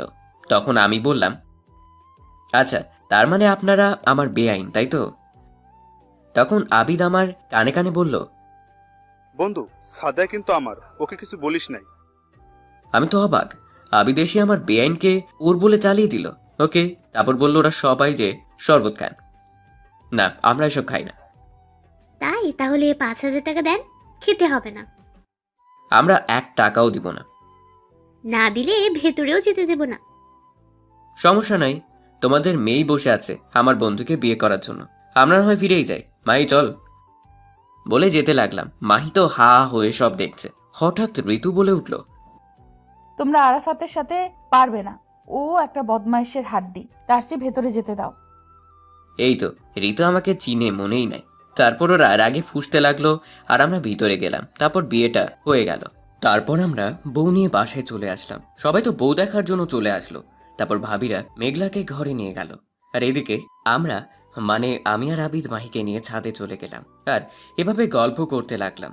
মাহি তো মেঘলা কাছে যাওয়ার জন্য মন একেবারে ছটফট করছে। সেটা আমি আর আবিদ বুঝতে পেরে মনে মনে হাসতেছি, কিন্তু তাও ওকে যেতে দিচ্ছি না। বেচারা মাহি কিছু বলতেও পারছে না। যখন 12টা পার হতে লাগলো তখনই আমরা ছাদে। হঠাৎ মাহির বাবা মানে আঙ্কেল এসে বলল, কিরে মাহি, তুই এখানে কেন? যা ঘরে যা, বৌমা তোর জন্য কখন থেকে অপেক্ষা করছে। মাহি কিছু বলার আগেই আমি বলে উঠলাম, আঙ্কেল, আমরা অনেকবার বলেছি যাওয়ার জন্য, কিন্তু ও তো যাচ্ছে না, বলতেছে আমাদের সাথে নাকি আড্ডা দিবে। বলেন তো, এটা কি ঠিক দেখায়? নতুন বউ ঘরে রাইখা আমাদের আড্ডা দিচ্ছে, তাও আবার আজকে ওদের বাসরা। আমি জানি মাহি আঙ্কেলকে খুব ভয় করে, তাই জায়গা মতো দিলাম একটা। মাহি তো আমার কথা শুনে হা হয়ে গেছে। শালা, তোরা নিজেরাই যেতে দিলি না, আর এখন নিজেরাই বলতেছিস যেতে বলছিস। মাহি কিছু বলার আগেই আঙ্কেল আবারও বলে উঠল, কি হলো, এখনো এখানে দাঁড়িয়ে কি করিস? যা ঘরে যা। হুম। তারপর আঙ্কেল চলে গেল। মাহি আমাদের দিকে রাগি চোখে তাকালবার বলল, আমাকে যেতে বলছিস তাই না? আরে কুল কুল, এত রাগের কি আছে? আমরা তো একটু মজা করলাম। চল তোকে ঘরে দিয়ে আসি। আজকে আর কিছু বলবো না, পরে শোধ ঠিকই নেবো, দেখিস। ওকে। তারপর আমরা মাহিকে ওর বাসর ঘরের সামনে নিয়ে আসলাম। এসেই তো দেখি ঋতু ভাবিরা দরজা আটকে রাখছে। ভাই কিছু একটা কর, নইলে আজ আর আমার বাসর হবে না। আহারে বেচারা, ওকে কিছু একটা করতেছি। হাজার হোক তুই আমার বন্ধু বলে কথা। তারপর আমরা সবাই মিলে বাসর ঘরের সামনে গেলাম। ভাবিরা কি দেবর বাসর করবে নাকি? মাহি কিছু বলছে না, শুধু আমার দিকে তাকাচ্ছে। আমি বুঝতে পারলাম ঘটনা, তাই বললাম, আহ ভাবি, এসব আবার বলা লাগে নাকি? তোমরা কি করনি নাকি? জানো না বুঝি যে জিজ্ঞেস করতেছো? যদি নাই করে থাকো তাহলে বলো, আমি আর আবিদ আছি তোমাদের জন্য। মাহিকে আজকে যেতে দাও, ওর বউ অপেক্ষা করতেছে। ভাবিরা তো ছাড়বেই। অনেক কষ্টে মাহিকে ঘরে পাঠালাম। এই মধ্যে ঋতুর দিকে তাকিয়ে দেখি আমার দিকে চোখ লাল করে তাকিয়ে আছে। আমি তো ভয়ে শেষ। তারপর আর একটু মজা করে ভাবিরা চলে গেল, আর আমি আর আবিদও যেতে লাগলাম। হঠাৎ কোথা থেকে ঋতু এসে বলল, আবিদ ভাইয়া তুমি যাও, তোমার বন্ধুর সাথে আমার কথা আছে। আচ্ছা। তখনই ঋতু আমার কলার ধরে একটা ঘরে নিয়ে গেল আর দরজা বন্ধ করে দিল। তখন আমি বললাম, কি ব্যাপার, দরজা বন্ধ হলে কেন? চুপ, একটাও কথা বলবি না তুই। আমি বুঝলাম সে এখনো রেগে আছে। রেগে আছো? দাঁড়া, তোর মজা দেখাচ্ছি। বলেই আমার গলা চেপে ধরল। ছাড়ো, কি করছো? লাগছে তো, মরে যাব। যা, তুই মরেই যা। তুই মরে গেলে আর ভাবিদের সাথে টাঙ্কি মারতে পারবি না। আচ্ছা, আর কখন এমন হবে না, প্লিজ ছেড়ে দাও। কিন্তু সে ছাড়ছে না, তাই আমি বাধ্য হয়ে ওর মাথার পিছনে হাত দিলাম আর চুল মুঠো করে ধরে 4 ঠোঁট এক করে দিলাম। আমার এমনটা করায় ঋতু মনে হয় বরফ হয়ে গেছে। একটু পর আমি তাকে ছেড়ে দিলাম। একটু পর শান্ত হয়ে ঋতু আমাকে বলল, কেন করো তুমি এমনটা? জানো না তোমার পাশে অন্য কাউকে ভাবতেও পারি না আমি? আর তুমি কি না? তখন ঋতুকে জড়িয়ে ধরলাম। তারপর ওকে বললাম, আরে পাগলি, আমি তো মজা করি সবার সাথে, তুমি বুঝো না? আর হ্যাঁ, আমি কখনোই তোমাকে ছাড়া অন্য কাউকে ভালোবাসবো না, প্রমিস। আর তোমাকে কখনো ছেড়েও যাব না। কিন্তু তাও এসব আর তুমি করবে না। আচ্ছা ঠিক আছে। তো রাতে তো খাওনি, তাই না? সেটা আমি জানি। তুমি দাঁড়াও, আমি খাবার নিয়ে আসছি। বলেই সে নিচে চলে গেল খাবার আনতে। আমি তখন ভাবতে লাগলাম, আসলেই পাগলিটা আমাকে অনেক ভালোবাসে। একটু পর ঋতু খাবার নিয়ে আসলো আর বলল, খেয়ে নাও। খাবো না। কেন? যদি কেউ খাইয়ে দেয় তাহলে তো খেতেই পারি। ওই, আমি কি তোমার বউ নাকি যে খাইয়ে দিব? বউই তো, আর শুধু বউ না, আমাদের ভবিষ্যৎ সন্তানের আম্মু তুই। বলেই পেছন থেকে জড়িয়ে ধরলাম। হইছে, এখন ছেড়ে দাও আর আসো, তোমাকে খাইয়ে দিই। তারপর ঋতু আমাকে আর আমি ঋতুকে খাইয়ে দিলাম, কারণ আমি জানি সেও খায়নি। তারপর ঋতু আমাকে গুড নাইট দিয়ে মাহির সব কাজিনদের কাছে গেল ঘুমাতে। আর এইদিকে আমরা কয়েকজন বন্ধু মিলে ঘুমিয়ে পড়লাম। ওইদিকে মাহি আর মেঘলা ভালোবাসার সাগরে ডুব দিচ্ছে, কারণ আজকে তাদের ভালোবাসা সম্পূর্ণ হলো। সকালবেলা আমরা সবাই ঘুম থেকে উঠে কাজ করতে লাগলাম। এভাবে সকাল থেকে দুপুর হতে লাগলো। মেয়ের বাড়ির লোকজন সবাই আসতে লাগলো। আবিদের তো কোনো খবরই নাই, কারণ সাদিয়া আসছে না, ওর সাথেই ব্যস্ত। তারপর দুপুরে খাবার খাওয়ার পর সবাই চলে যেতে লাগলো। আর এইদিকে আবিদ সাদিয়ার নাম্বার নিয়েছে। আর হ্যাঁ, সাদিয়াও আমাদের কলেজেই পড়াশোনা করে, সেও আমাদের 1 বছরের বড়। আমি বুঝতেছি না, আমাদের 3 বন্ধুর কপালে কি শুধু সিনিয়র মেয়েই আছে নাকি? তারপর এভাবে দিন চলে গেল, আমরাও বাসায় চলে আসলাম। তারপর থেকে আমরা, মানে আমি আর ঋতু একসাথে কলেজে যাই আসি। মাহি আর মেঘলাও একসাথে আসে যায়। আবিদও সাদিয়াকে পটানোর চেষ্টা করছে। এভাবে কয়েকদিন চলে যায়। আজকে রবিবার কলেজে এসেই আবিদ বলল, বন্ধু, আজকে আমি সাদিয়াকে প্রপোজ করব। ওকে, করিস। বন্ধু, তুই একটা ভালো করে প্রপোজ বলে দে না প্লিজ। শেষমেশ আমাকেই আবার ধরলি তোরা। দে একটা বলে, এত করে যখন বলতেছে। তুই চুপ কর। দে না দোস্ত, প্লিজ। ওকে, দিতেছি, বেশি নাটক করতে হবে না। তারপর আমি আবিদকে প্রপোজ বলে দিলাম। ও তো সেই খুশি। একটু পর সাদিয়া আসলো। সাদিয়া আমাদের কাছে আসলো তখনই আবিদ ওর সামনে হাঁটু গেড়ে বসে একটা গোলাপ ফুল সামনের দিকে ধরে বলল, প্রপোজের কথা যা আমি শিখে দিলাম। দেখেছি তোমায় প্রথম যেদিন পড়েছি তোমার প্রেমে, থাকতে পারছি না আর তোমাকে ছেড়ে। ভালোবাসি তোমায়, ছেড়ে যাব না কখনো, তুমি ফিরিয়ে দিও না আমাকে। বড্ড বেশি ভালোবাসি তোমায়, তাই ভালোবাসার কথা বলতে করতেছি না দ্বিধা। তুমি শুধু আমার। I love you Sadia. তারপর সাদিয়া আবিদের ফুলটা নিল আর প্রপোজ অ্যাকসেপ্ট করলো। তারপর তারা একে অপরকে জড়িয়ে ধরলো। একটু পর আমি বললাম, হয়েছে, এখন তো ছেড়ে দে, এটা কলেজ। তারপর তারা একে অপরকে ছেড়ে দিল। তারপর আমি আবারও বললাম, চল আবিদ, আজকে তুই খাওয়াবি, আমাদের সেই দিন আমার থেকে খাইছিলে। ঠিক ঠিক, চল। তারপর সবাই মিলে রেস্টুরেন্টে গেলাম। সেখান থেকে খাওয়া দাওয়া করে সবাই যার যার জিএফ নিয়ে ঘুরতে বের হলাম। ওরা ওদের মনে চলে গেল, আর আমি আর ঋতু আমাদের মতো এভাবেই সন্ধ্যার সময় বাসায় আসলাম। বাসায় আসতে মা ডাকছিল, তাই ওনার রুমে গেলাম। তখন মা বলল, দেখো তো ঋতুর জন্য ছেলেটা কেমন হবে। না দেখেই বললাম, বাদ দাও না, আমাকে এইসব দেখাচ্ছ কেন? তোমরা যা হয় করো। আরে একবার তো দেখো, তুই তো ঋতুর একটা ভাই, তাই না? তারপর মায়ের জোড়াজুড়িতে আমি ছবিটা দেখলাম, আর দেখেই আমি হা হয়ে গেলাম। একবার ছবির দিকে তাকাচ্ছি তো একবার মায়ের দিকে তাকাচ্ছি। মা দেখি হাসতেছে।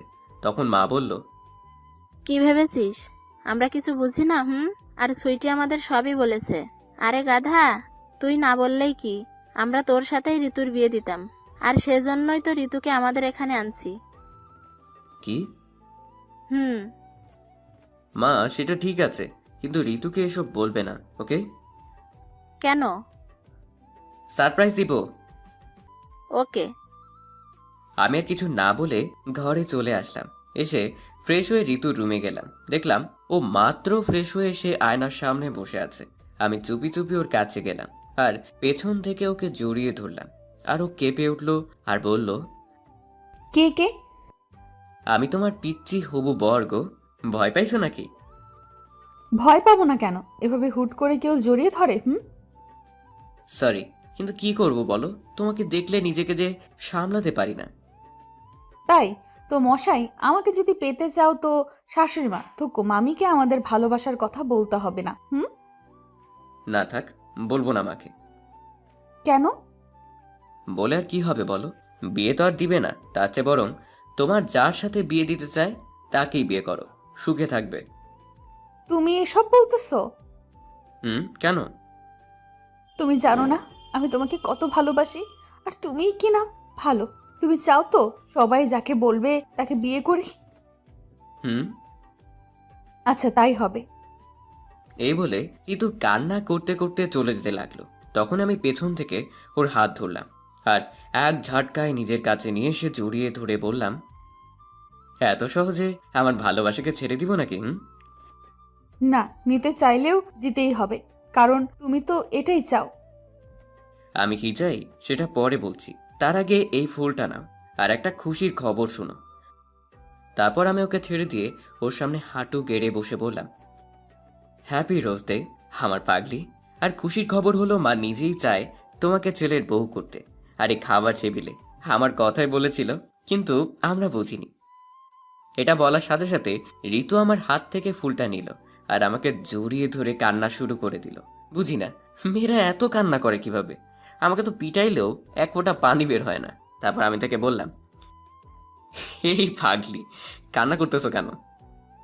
জানো আমার কতটা কষ্ট হয়েছিল যখন তুমি ওসব বলেছিলে? আহারে, শয়তান পাজি।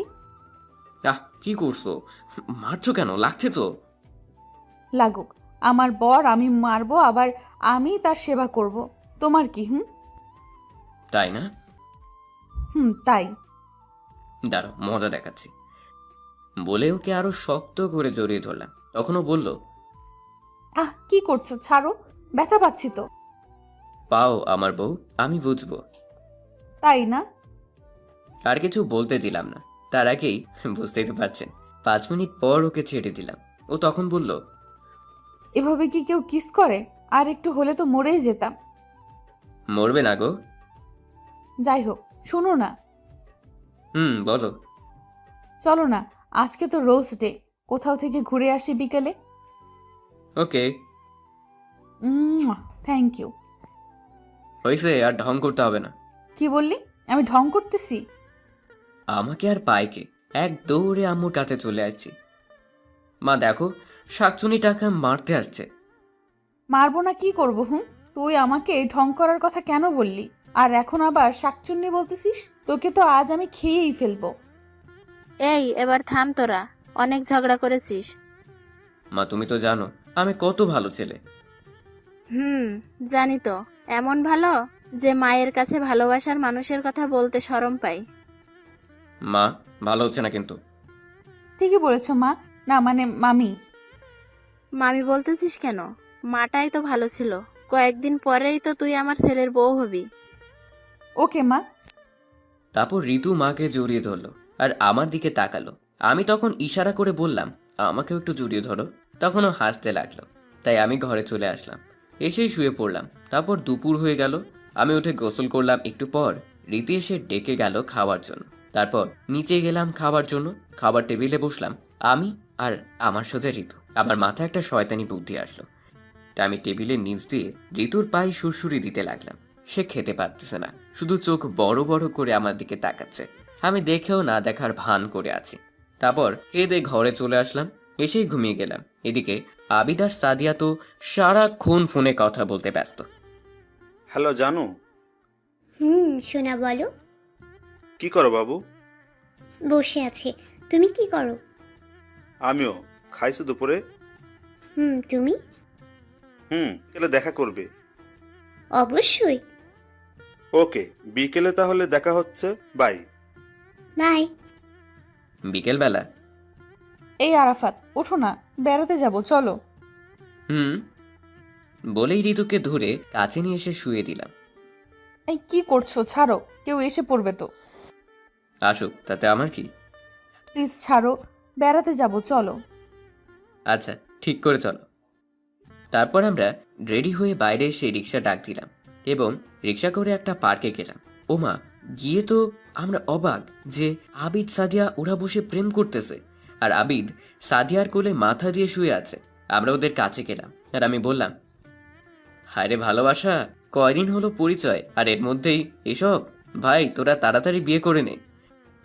আমার কথা শুনে আবিদ উঠে বসলো আর বলল, থ্যাঙ্কস দোস্ত, আজকে বাড়িতে বলবো। তা না হয় বলবি, কিন্তু সাদিয়াকে গোলাপ দিছিস? না, ভাইয়া দেয়নি। কি আবিদ? আরে রাগিস কেন? দেইনি তুই আসবি বলে, তোর সামনেই দিমু, আর এক্ষুনি দিচ্ছি, দাঁড়া। ওই শালা, আমার দোহাই দিচ্ছিস বলেই কেলানি দিলাম। তারপর আবিদ সাদিয়াকে গোলাপ দিল, সাদিয়া ওকে জড়িয়ে ধরলো আর ওরা 4 ঠোঁট এক করে দিল। একটু পর আমি বললাম, ভাই এখানে আমরাও আছি রে, একটু তাকাস। আমার কথা শুনে ওরা একে অপরকে ছেড়ে দিল। তারপর সবাই মিলে ফুচকা খেতে গেলাম। ঋতু বলল, ঝাল কম, একটা বেশি। তারপর বামা ফুচকা দিল। আমি এক পিস মুখে দিলাম আর সাথে সাথে আমার মুখ লাল হয়ে গেল। এই কি হয়েছে? ঝাল। মামা, ওটাতে ঝাল আসলো কেমনে? ভুলে চলে গেছে মনে হয়। পানি দেন। পানি তো নাই আপা, শেষ হয়ে গেছে। কি? আর এদিকে আমার ঝাল কমছেই না, তাই ঋতু আর কোনো কিছু না বুঝে আমার ঠোঁটের সাথে ওর ঠোঁট মিলিয়ে দিল। আবিদ সাদিয়া তো অবাক হয়ে দেখতেছে আর হাসতেছে। একটু পর ঋতু আমাকে ছেড়ে দিয়ে বলল, এবার কি ঝাল কমছে? তখন আবিদ বলে উঠল, হায় রে বন্ধু, এমন ঝাল বেশি যদি আমার ফুসকাতেও হতো তাহলে কতই না ভালো হতো। তারপর আমরা শরমে আর কোনো কথা বলতে পারলাম না। এভাবে আমরা সবাই মিলে ঘুরে বাড়িতে চলে আসলাম। এসে আমি শুয়ে পড়লাম। একটু পর আবিদ ফোন দিয়ে বলল, হ্যালো। বল। দোস্ত, কাম তো হয়ে গেছে। কি কাম? সামনের 9 তারিখে তো আমার বিয়ে। কি? অভিনন্দন। ধন্যবাদ। বাই, পরে কথা হবে। ওকে, বাই। ঋতু ডাক দিল, তাই খাবার জন্য নিচে গেলাম। তারপর সবাই মিলে খেতে শুরু করলাম। হঠাৎ আব্বু বলে উঠল, প্রেম তো ঠিকই করিস, সেটা বলতে পারিস না? না মানে আব্বু। থাক, বাদ দে। আর শোন, আগামী 14 তারিখ তোর বিয়ে। আমি তো আব্বুর কথা শুনে অবাক হয়ে গেলাম আর বললাম, কি? অবাক হচ্ছিস কেন? না, কিছু না। ঠিক আছে। তারপর আমি আর কোনো কথা না বলে খাওয়া শেষ করে ঘরে চলে আসলাম। একটু পর ঋতুও আসলো, এসে বলল, কি মশাই, কেমন লাগলো আব্বুর কথা? তখন পিছনে তাকালাম আর ওর কাছে গিয়ে ওকে পেছন থেকে জড়িয়ে ধরলাম। এই কি করছো, ছাড়ো, কেউ চলে আসবে তো। কেউ আসবে না, সবাই খেয়ে দিয়ে ঘুমোতে গেছে। তাও ছাড়ো। সত্যি ছেড়ে দিব তো? সাহস থাকলে ছেড়ে দিয়ে দেখা। আরে রাগ দেখাও কেন, আমি তো মজা করছিলাম। এই শোনো। কি? কালকে আবিদের গায়ে হলুদ, পরের দিন বিয়ে। কি? একটু আগে ফোন করছিল। তাহলে ওদেরও একটা ব্যবস্থা হয়ে গেল। আর আমরা কেউই সিঙ্গেল থাকবো না। মশাই, এবার ছাড়েন, আপনিও ঘুমান আর আমিও ঘুমাতে যাই। না, আজকে তুমি আমার সাথে থাকো। ইস, শখ কত! আর তো কয়েকটা দিনই, তারপর তো আমরা এক হয়ে যাব। আমার যে আর এই কয়দিনই যাচ্ছে না। হয়েছে, এখন ঘুমাও। সকালবেলা? এই আরাফাত, ওঠো, সকাল হয়ে গেছে। কি করতেছো? ওঠো। আরে বাবা, উঠতেছি। এত রাগ দেখাও কেন? কালকে যে বললে আবিদের গায়ে হলুদ, আজকে তো আবিদ তো তোমাকে নিতে আসছে। কি? ওকে ওকে, উঠতেছি। তারপরও নিচে চলে গেল আর আমি উঠে ফ্রেশ হয়ে নিচে গেলাম। দেখি আবিদ বসে আছে। কিরে, তুই এখানে? আসতেই হলো তোর বাড়িতে দাওয়াত দিতে আর তোকে আর ঋতুকে নিতে। আচ্ছা, বুঝলাম। এখন চল। আন্টি, আপনারা কিন্তু অবশ্যই আজকে বিকালে যাবেন। তারপর আমরা সবাই মিলে চলে গেলাম। আমি জানি কি জন্য নিতে আসছে। মার্কেটে যেতে হবে যে। একটু পর আমরা সবাই মিলে একটা মার্কেটে চলে আসলাম। ওমা, এসে দেখি মাহি, মেঘলা, সাদিয়া সবাই দাঁড়িয়ে আছে। আমরা ওদের কাছে যেতেই, কিরে এতক্ষণ লাগে তোদের আসতে? আর বলিস না, মেয়েদের সাজাতে কতক্ষণ লাগে জানিস না? ওই এখন আমার দোষ তাই না? আমি শাস্তিছিলাম, তুমি যে ঘুমিয়েছিলে তার বেলা। আচ্ছা বাদ দাও, চলো সবাই ভেতরে।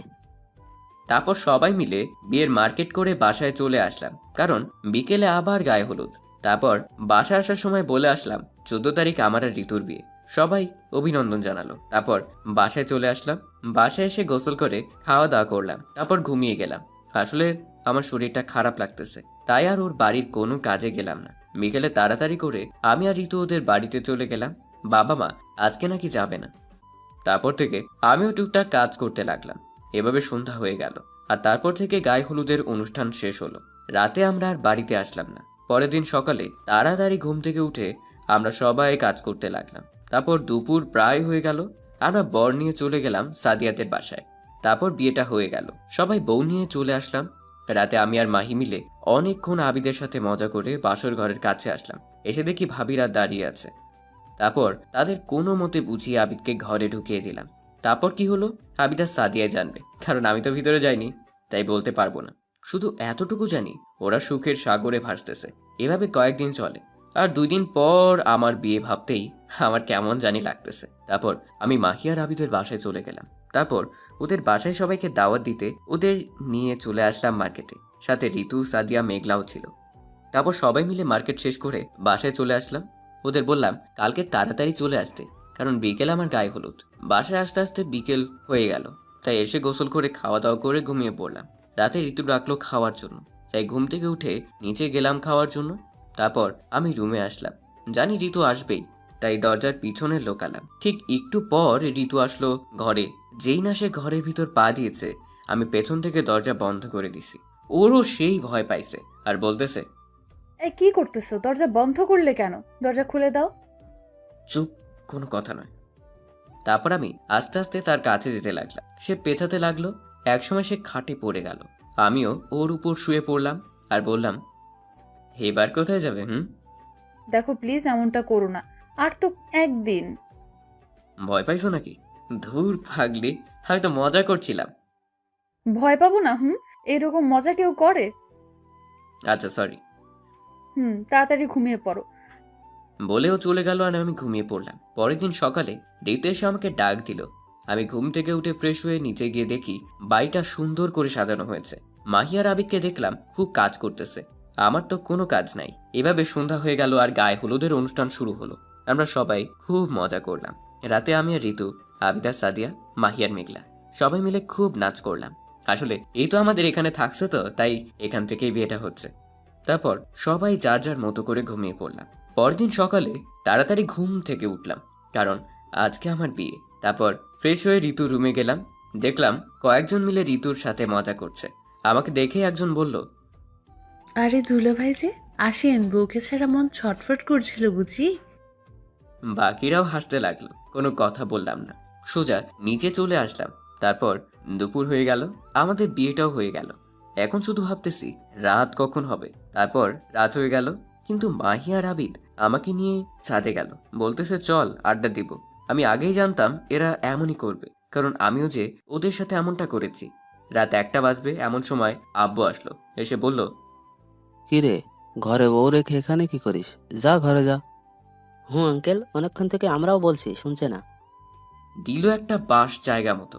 তারপর আমি আমার বাসর ঘরের সামনে দাঁড়িয়ে আছি। ভিতরে যেতে কেমন জানি লজ্জা করতেছে। তারপর কোথা থেকে ভাবিরা আর ওই হারামি 2টা এসে ধাক্কা দিয়ে ঘরে ঢুকিয়ে দিল আর বলল, সাবধানে বিড়াল মারিস। তারপর আমি ভিতরে ঢুকে দরজা বন্ধ করে দিলাম।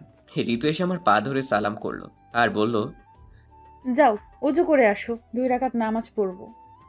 তারপর আমি অজু করে আসলাম। তারপর নামাজ পড়লাম এবং ওখান থেকে ঋতুকে কোলে করে বিছানায় নিয়ে গেলাম। তারপর ওকে শুয়ে দিয়ে 4 ঠোঁট এক করে দিলাম এবং আমি ঋতুর বুকের উপর থেকে শাড়ির আঁচল থেকে দিয়ে ওর বুকে মুখ ডুবিয়ে দিলাম। হয়েছে, অনেক পড়ছেন। আমাদেরও তো শরম বলতে কিছু আছে নাকি? আর এভাবেই আরাফাত আর ঋতু ভালোবাসার সাগরে ভাসতে লাগলো, কারণ তাদের ভালোবাসা আজকে পবিত্র বন্ধনে আবদ্ধ হলো।